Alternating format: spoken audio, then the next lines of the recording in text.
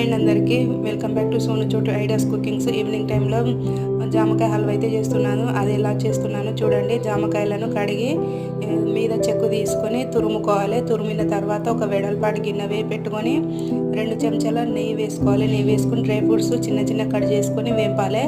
కాజు, బాదం, కిస్మిస్ వేపిన తర్వాత అవి ఒక కటోర్లోకి తీసుకోవాలి. తీసుకుని అదే నెయ్యిలో జామకాయ తురుమును 10 నిమిషాల పాటు వేపాలి. పచ్చివాసన పోయేంత వరకు వేపి ఒక కప్పు చక్కెర వేసుకోవాలి.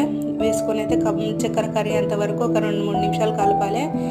కలిపిన తర్వాత 2 మగ్గుల పాలు పోయాలి. పాలు పోసిన తర్వాత తుక్క ఉడుకుతున్నప్పుడు వేపిన డ్రై ఫ్రూట్స్ కొన్ని ఉంచి కొన్ని అయితే వేసుకోవాలి. తర్వాత యాలకుల పొడి చెంచడు వేసుకొని 1 నిమిషం ఉడికిన తర్వాత మిగతా డ్రై ఫ్రూట్స్ వేసుకొని చల్లారిన తర్వాత సర్వ్ చేసుకోవడమే.